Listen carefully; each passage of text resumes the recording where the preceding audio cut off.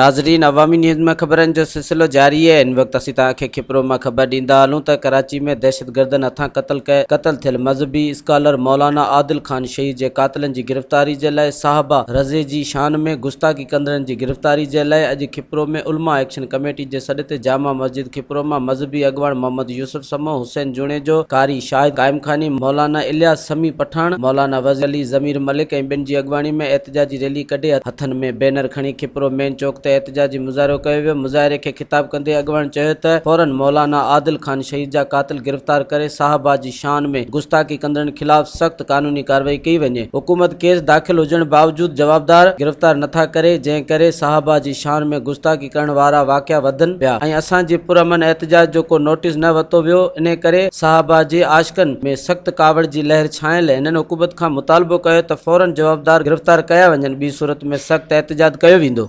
हिते जेको आहे सो इस्लामी रियासत आहे, इस्लामी मुल्क आहे। असुल इस्लामी जेके दीनदार तबक़ो आहे अहिड़नि माण्हुनि जो इहो ख़ितो आहे।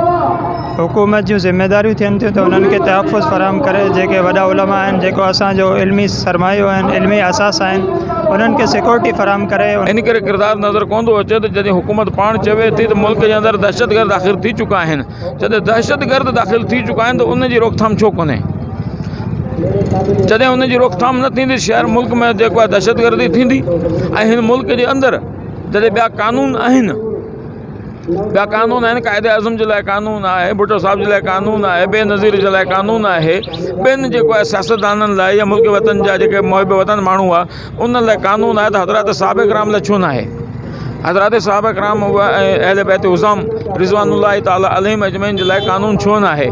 ऐं कानून हुजणु खपे। अगरि कानून आहे त उन ते अमल छो न आहे? असांखे सभ खां वॾो दुख इहो आहे त हिन मुल्क जे अंदरि कानून बि आहे ऐं असांजी हुकूमत चवे बि थी त असां जेको आहे साहबा जे लाइ जेको आहे हर कमु करण लाइ तयारु आहियूं, लेकिन उन ते अमली इक़दाम को बि नज़र कोन थो अचे। ऐं जेके साहबा रिज़वानुल्लाह ताला अलैहिम अजमईन जिन शान में गुस्ताखियूं कयूं, जी 10 मुहर्रम में मुहर्रम हराम जे अंदरि, ऐं मीर पुखास जा वाक़ियात आहिनि, सांगड़े जा वाक़ियात आहिनि, संजोर जा वाक़ियात आहिनि, ॿियनि इलाइक़नि जा काफ़ी वाक़ियात आहिनि जिन में जेको आहे हज़रात साहब किराम रिज़वानुल्लाह ताला अलैहिम अजमईन जी शान में गुस्ताखी कई वई, जंहिं ते असां FIR बि कढायूं आहिनि। हिन वक़्तु तव्हां पूरे पाकिस्तान में ॾिसो त सभ खां वधीक FIR कंहिंजे मथां कटियूं वयूं आहिनि, कहिड़े फ़िरक़े जे मथां कटियूं वयूं आहिनि। ऐं उन जे बावजूदि FIR कटजण जे बावजूदि बि जेको असल जेके मुजरिम आहिनि उनखे गिरफ़्तार छो नथो कयो वञे? असां मुतालबो करूं था त उन्हनि मुजरिमनि खे गिरफ़्तार कयो वञे ऐं गिरफ़्तार करे जेको आहे उनखे सरेआम फांसी ॾिनी वञे, ताकी हिन मुल्क जे अंदरि अमन क़ाइमु थी वञे।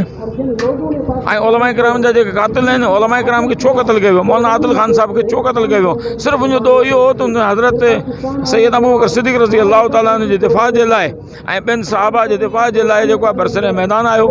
हुनजो मक़सूद हुनजो दो इहो हो, ॿियो को बि दो कोन। अल्लाह रब्बुल इज़्ज़त उन्हनि खे त जेको आहे शान शौकत अता फरमाई, उनखे शहादत जी सआदत सां नवाज़ियो आहे, लेकिन असांजे लाइ इम्तिहान आहे। हज़रात जो मौलाना हज़रात है उनकी बहुत मेहरबानी है जो कि हड़ताल के काल को एहतिजाज के काल में बदली किया। हमारा इलाका बहुत मुतासिर भी है, बरसातों के हवालों से भी, कोरोना के हवालों से भी, और गरीब गुरबा हमारे इलाके में रहता है। ये पहले तो उलमा साहब की बड़ी मेहरबानी जिन्होंने हड़ताल की काल को चेंज करके एहतजाज रिकॉर्ड करा रहे, और मैं इस एहतजाज में इन्हों के साथ हूँ।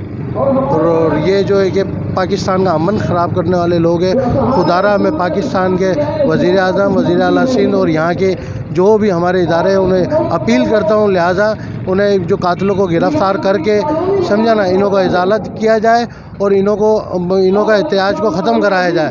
मेहरबानी, ये एक इंसानियत का कत्ल है, ये मौलाना का कत्ल नहीं, ये एक इंसानियत का कत्ल है। और लिहाजा हम अपने पाकिस्तान को अमन अमान का माहौल बेहतर रखने के लिए हम इन्हों की गिरफ़्तारियाँ करेंगे तो इंशाअल्लाह हमारा माहौल अच्छे होगा। मैं मौलवी साहब का बड़ा शुक्रगुज़ार हूँ जो कि उन्होंने जो है कि ये एहतियाज रिकॉर्ड कराया, हड़ताल की काल ख़त्म कराई। मुहर्रमुल हराम शुरू हुआ था, उसके बाद इस्लामाबाद के अंदर सैयदना अबू बकर सिद्दीक़ रज़ी अल्लाह ताला अन्हु की गुस्ताखी की गई, और उसके बाद 10 मुहर्रमुल हराम को कराची के अंदर सैयदना अमीर मुआविया और अबू सुफियान रज़ी अल्लाह ताला अन्हु की गुस्ताखी की गई। उसके बाद मीर पुखास में चहलम के जुलूस में भी हज़रत उमर फ़ारूक रज़ी अल्लाह ताला अन्हु का नाम लेकर जो है गुस्ताखी की गई, और इनके वीडियो क्लिप भी मौजूद हैं। इसके बावजूद किसी गुस्ताख को अब तक गिरफ़्तार नहीं किया।